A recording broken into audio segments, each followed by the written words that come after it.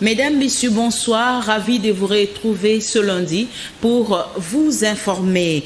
Après la rentrée parlementaire intervenue le 16 septembre dernier, l'heure est maintenant à la finalisation de la constitution des différents organes pouvant permettre à l'Assemblée nationale de se mettre résolument au travail. La plénière du samedi 5 octobre était consacrée essentiellement à la présentation des groupes parlementaires constitués conformément au règlement intérieur de l'Assemblée nationale. Jules Boulembi, Mansanga.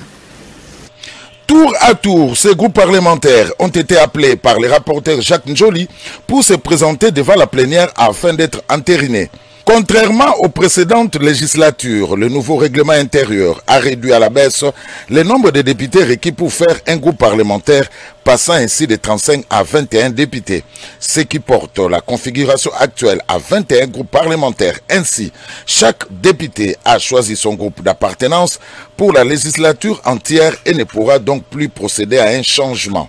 Grâce à l'arbitrage du bureau, un consensus a été trouvé en mettant d'accord à 80% tous les groupes parlementaires sur la composition des bureaux des différentes commissions permanentes. La présidence de la commission ECOFIN qui est attribuée au regroupement UDPS /DA/TDC. Les autres groupes parlementaires qui ont bénéficié d'un poste de président des commissions permanentes sont AAUNC pour la commission environnement, la dynamique Agisson pour la commission socio-culturelle, l'AFDCA pour la commission relations extérieures, le MLC pour l'aménagement du territoire, l'AAP-Code pour la commission suivi et évaluation et Ensemble pour la République pour la commission droits de l'homme. Le président de l'Assemblée nationale, le professeur Vital Kamerhe, a insisté sur les profils de députés qui seront envoyés à la tête de chaque commission. Il a recommandé que, dans la formation des bureaux de commission, que le groupe parlementaire profite de l'expérience des éminents économistes,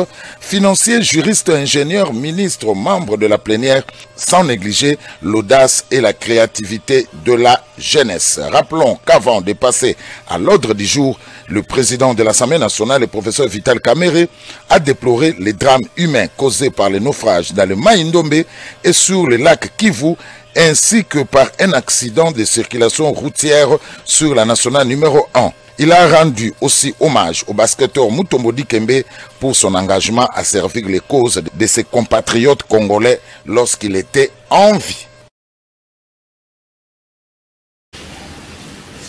Au nom de la première ministre Judith Suminwa, le ministre d'État, ministre des ITP Alexis Gisaro-Mouvouni a ouvert le lundi 7 octobre à Kinshasa les travaux de la Commission économique belge en République démocratique du Congo. Il était question pour le gouvernement congolais de présenter aux acteurs économiques le besoin du pays dans plusieurs secteurs de la vie. Suivons.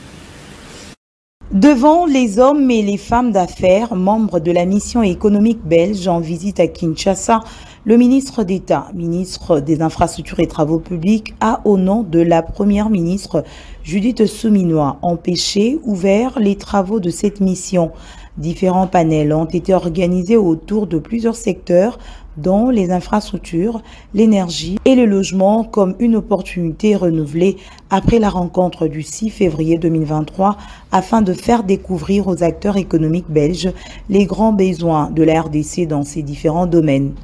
Le ministre d'État, Alexis Gisaro-Mouvouni, a présenté la politique gouvernementale dans ces secteurs avec les défis y afférents. L'objectif ambitieux et global du gouvernement sur une période de 15 ans est de pouvoir construire au moins 330 000 unités de logement par an sur les 26 provinces et la capitale du pays, soit en moyenne près de 12 000 unités par province. Le gouvernement s'est engagé à construire à peu près 12 000 km de routes revêtues entre 2024 et 2028. C'est le plan quinquennal du deuxième mandat de son Excellence Monsieur le Président de la République, afin de pouvoir relier en routes revêtues notre espace national avec les grands corridors africains, interconnecter tous les chefs-lieux des 26 provinces et les centres de production agricole et minière avec la capitale, et par là, essayer ainsi de catalyser plus d'échanges économiques et de circulation de biens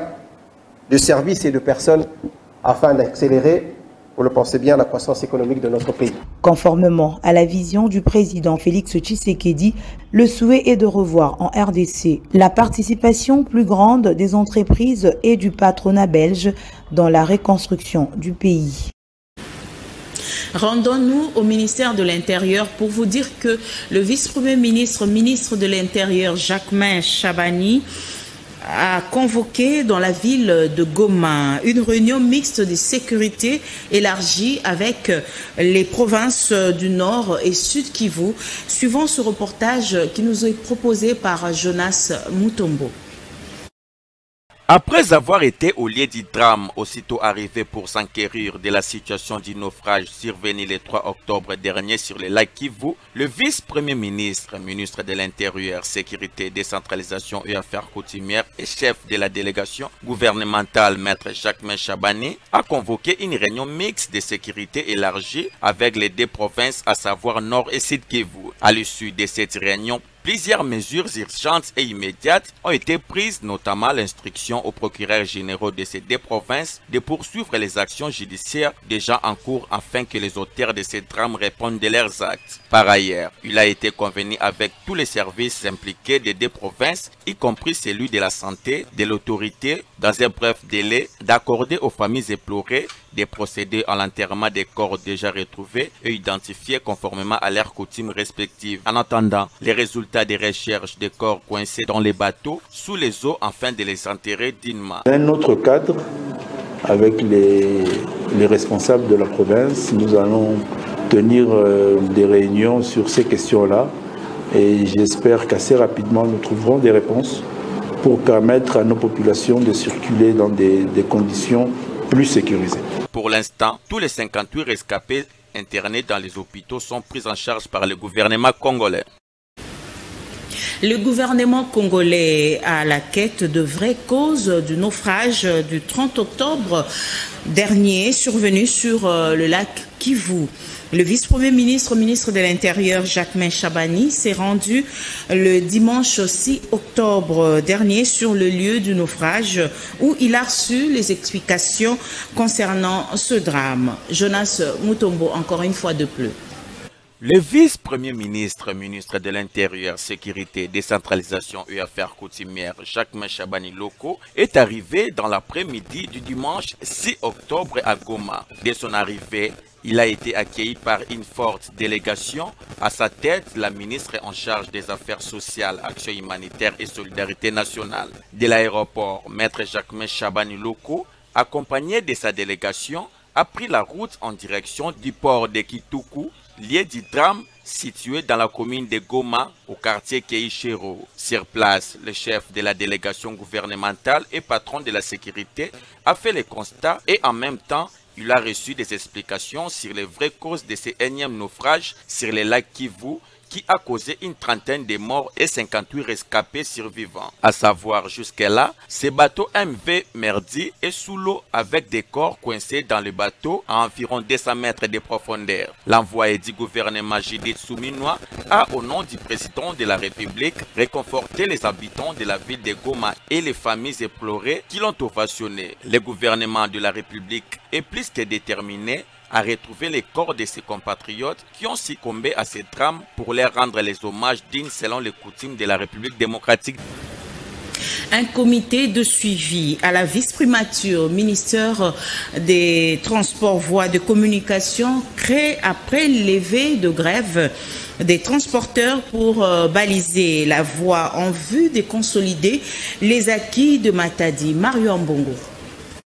Le VPM Jean-Pierre Bemba Gombo a présidé la première réunion du comité de suivi institué après la levée de la grève des transporteurs routiers. Une séance de travail de près de 2 heures qui débouche sur un satisfecit de la corporation des routiers. L'intersyndicale s'en félicite. À en croire les propos de M. Chibango, délégué de la FEC de l'intersyndicale des routiers. La première réunion du comité de suivi vient d'avoir lieu. Je crois que je m'exprime au nom même de l'intersyndicale. Nous avons posé les bases d'une longue collaboration. Une des conclusions qu'a pu exprimer aussi le VPM et dont nous avons tous partagé, c'est le fait que nous ne devons plus arriver à une situation où le pays est pris en otage par une des parties pour résoudre nos problèmes. Donc je crois que la table a été mise, nous nous sommes assis et nous allons continuer. Et les premiers résultats seront publiés, parce que je sais que les chauffeurs attendent patiemment nos conclusions. Dans le même ordre d'idée, André Tchikoji de la Force ouvrière a enchéri et a salué les orientations du VPM Jean-Pierre Bemba pour que cette crise soit plus que jamais derrière eux. Nous continuons à dire que l'État a un grand rôle à jouer. Comme il l'a démontré, nous espérons que ça va continuer. Et de notre part, nous aimerions palper du doigt toutes les promesses qui sont faites. Parce que nous n'avons qu'un seul mois, le mois d'octobre. Je crois que tout le monde va se mettre dans le travail pour que nous puissions produire le maximum et rencontrer les attentes de tout le monde. Parce que, étant Congolais, nous ne pouvons pas accepter que le pays soit frappé comme nous l'avons vécu. Et ça fait d'énormes pressions sur nos épaules aussi. Mais nous estimons que si ce cadre qui vient d'être tracé peut évoluer correctement. L'intersyndical ne compte pas s'arrêter à mi-chemin. Il y a des perspectives pour d'autres sous-groupes. Ainsi, M. André Tchikoji indique « Nous en ferons davantage. Ce n'est pas seulement pour les chauffeurs. Nous irons au-delà des chauffeurs », a conclu M. André Tchikoji.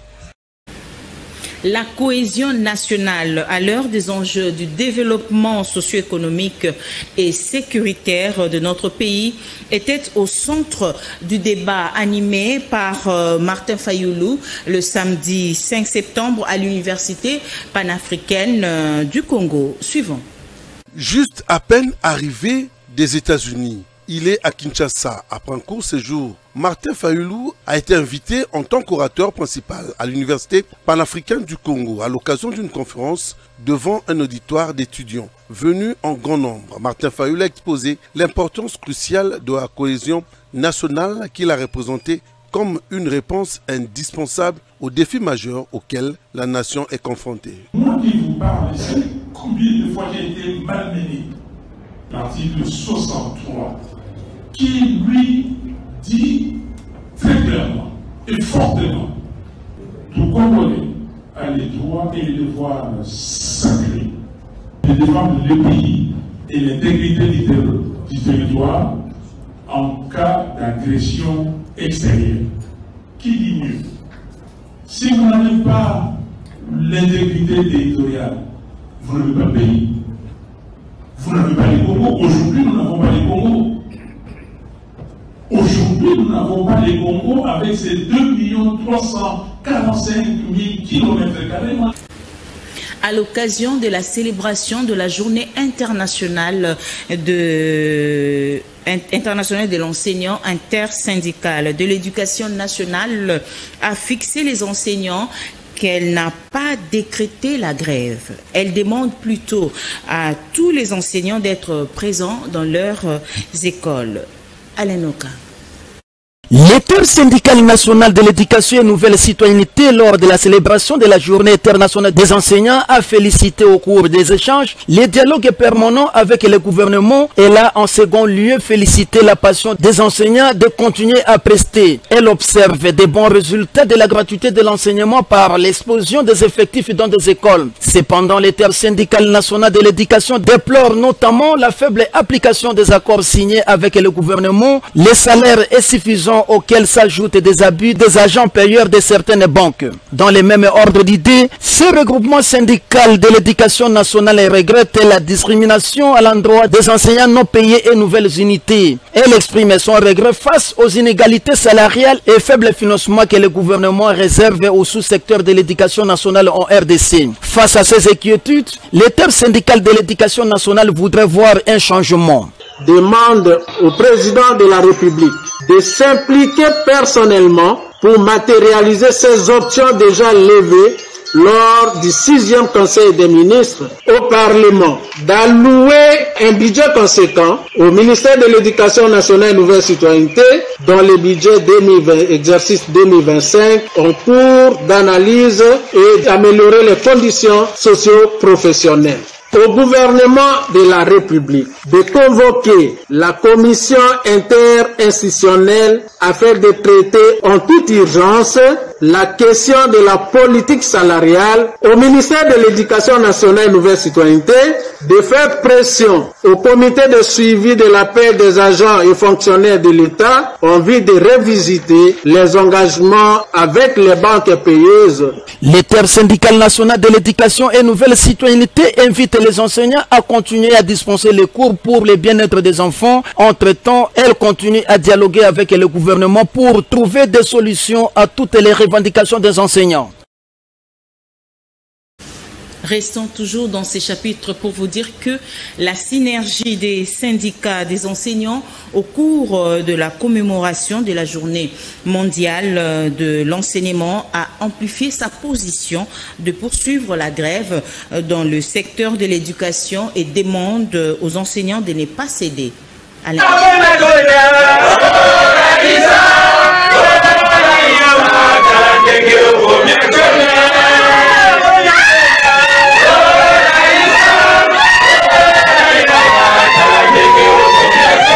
Les enseignants réunis au sein de la synergie des syndicats des enseignants lors de la commémoration de la journée mondiale des enseignants ont durci leur position de poursuivre la grève jusqu'à la solution aux revendications des professionnels de la grève blanche. Ils ont à l'occasion demandé au président de la République Félix Tshisekedi Tshilombo d'intervenir en faveur d'un nouveau contrat social dans le secteur de l'éducation en vue de sauver l'année scolaire 2024-2025 et ainsi éviter l'année blanche pour sauver l'éducation des enfants. La synergie des syndicats des enseignants invite le gouvernement à convoquer sans délai les travaux sur la politique salariale pour la matérialisation du nouveau contrat social. Les enseignants invitent Madame la ministre d'État à l'Éducation nationale de faire cesser les méthodes fortes, les intimidations, les menaces de suspension et de désactivation des enseignants, car cela renforce davantage les mécontentements des enseignants.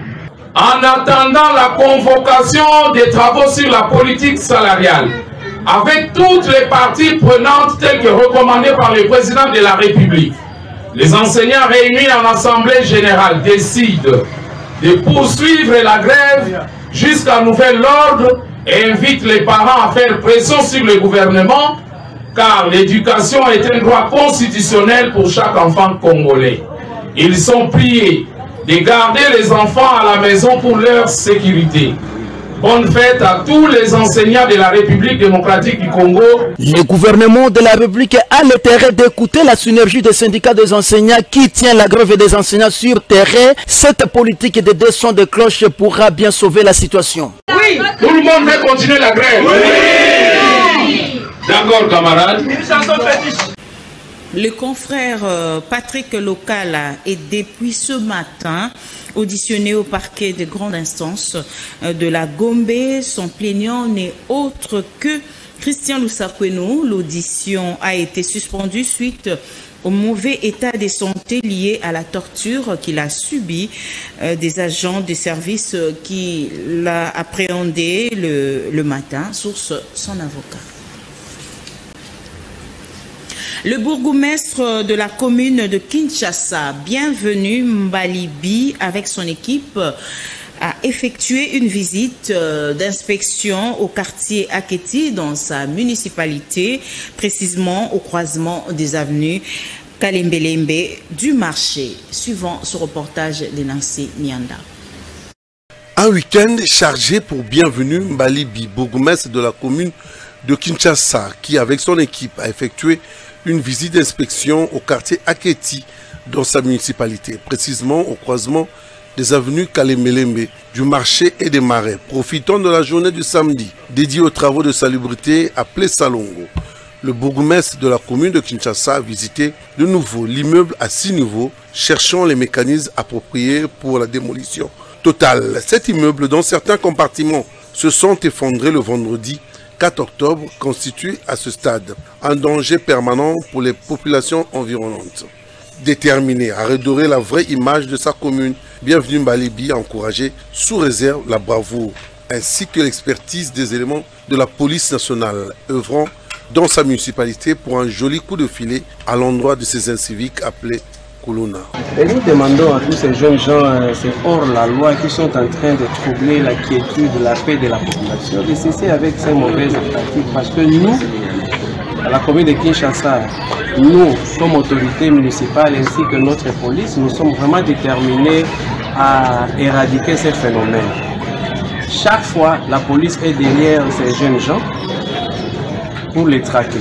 Et nous sommes là pour accompagner notre police. Le cas est là. C'est un repris de justice.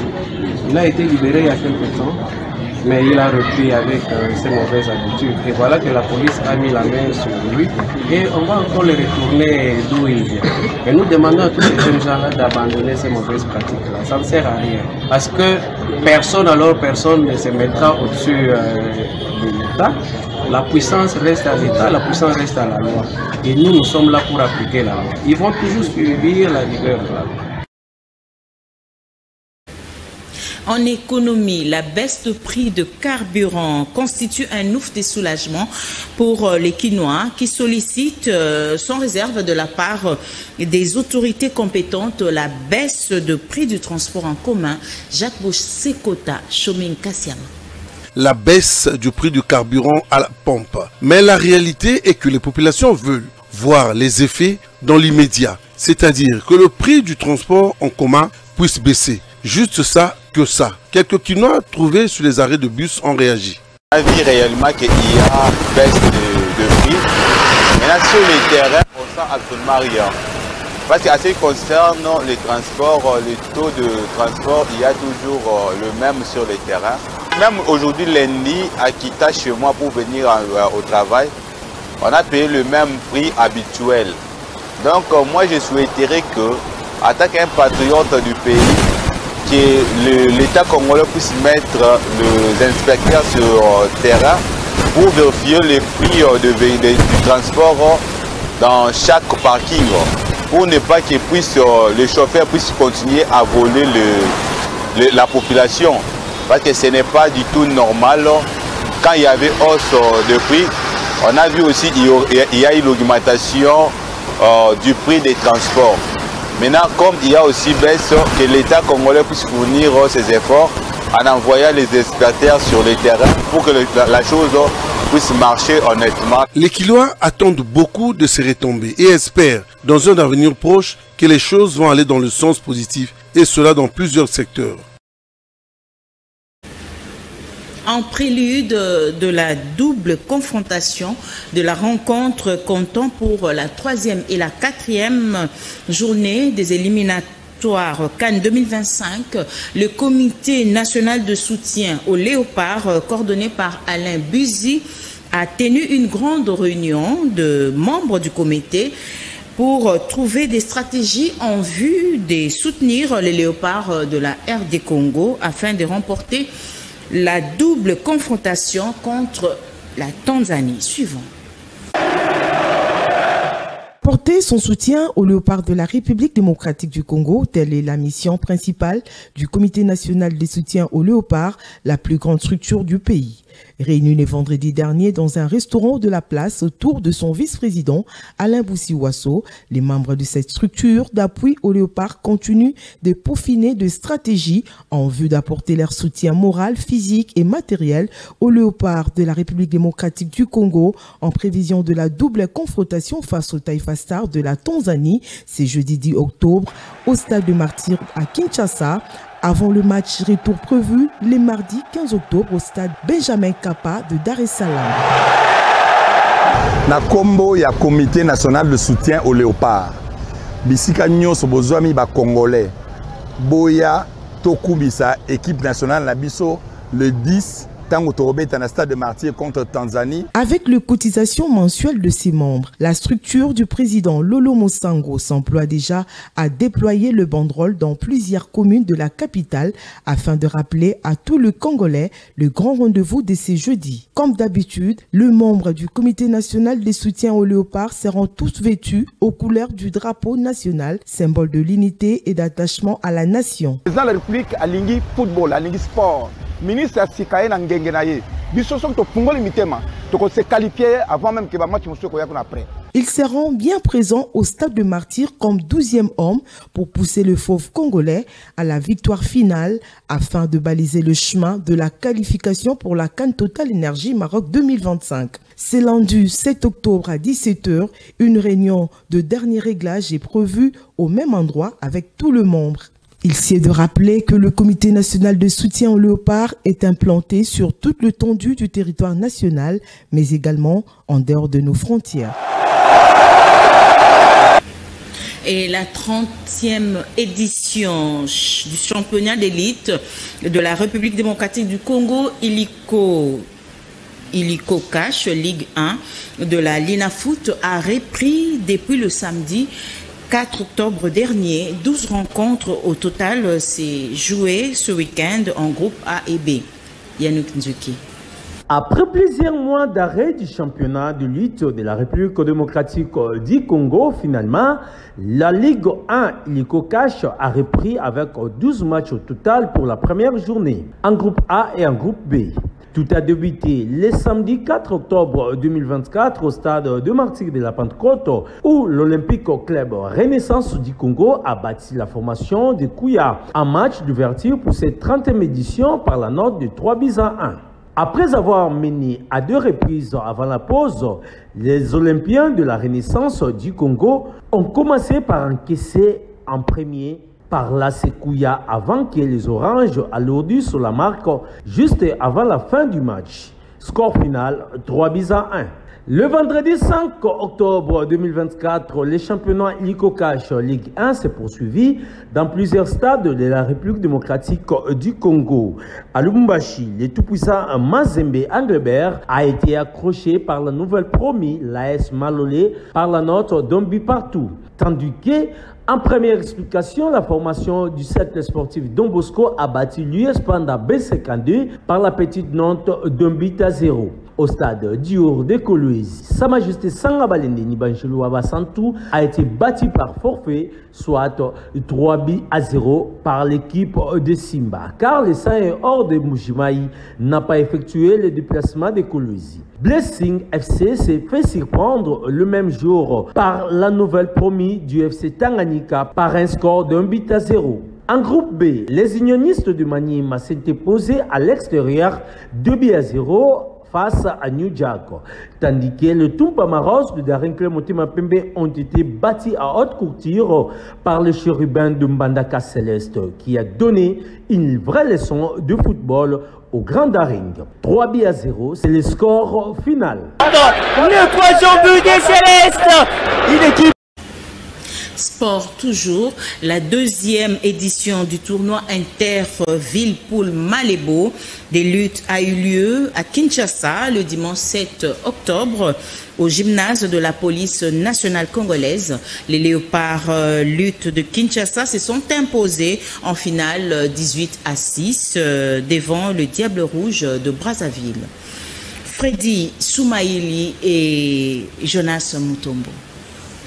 À l'initiative du président de la Ligue de lutte associée de Kinshasa, Mbaïsix Kaninda, la 2e édition du tournoi interville de lutte Poul Malebo a vécu le dimanche 6 octobre au gymnase de la police nationale congolaise à Kinshasa. Une édition qui a mis aux prises la sélection de la ville de Kinshasa face à celle de la ville de Brazzaville, dames et messieurs, dans les 2 styles libres olympiques et gréco-romaines. Déjà victorieux lors de la première édition, qui a eu lieu au Congo-Brazzaville par 4-2, les Quinois ont encore pris le dessus sur les Brazzavillois, 18 victoires contre 6, sous une ambiance électrique.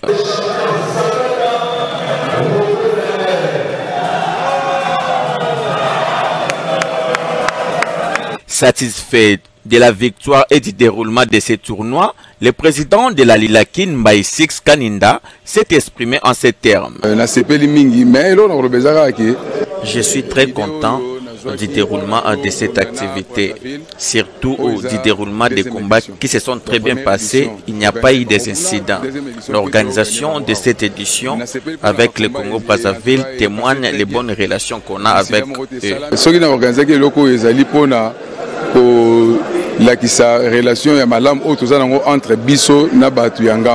Il faut signaler que pour cette 2e édition, Plusieurs dirigeants sportifs des deux Congo ont reçu de leur présence, notamment le président de la Fédération congolaise de Sambo, Léon Villa, le président de la Fédération congolaise de lutte associée Alexis Toumba, le président de la Fédération brazzavilloise de lutte associée, accompagnés des membres de la Ligue départementale de Brazzaville et tant d'autres invités de marque. La compétition a été scellée par la cérémonie de remise des médailles et trophées remis aux athlètes des mains des autorités sportives et politiques présentes dans la salle.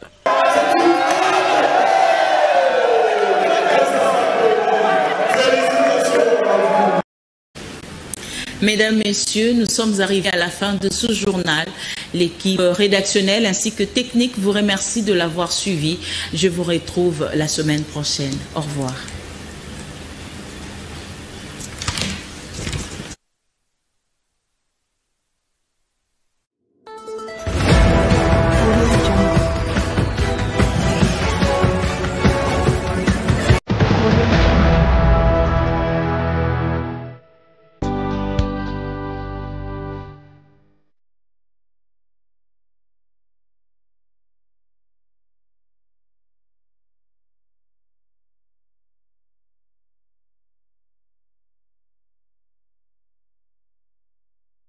La famille Mamou a la profonde douleur d'annoncer aux fidèles et membres de l'église Bon Nouveau Message KCC en sigle, aux amis et connaissances, le décès de leur frère et fils Mambuku Dinsumbu Guy, décès survenu le vendredi 27 septembre 2024 de suite d'une longue maladie. Le programme des obsèques se présente comme suite. Mardi 8 octobre 2024, 18h jusqu'à l'aube.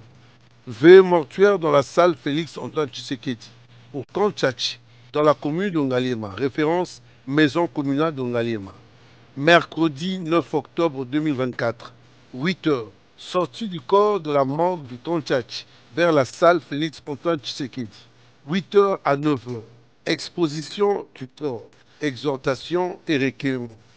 De 10h, les vœux du corps pour l'inhumation au cimetière de Mingadidou.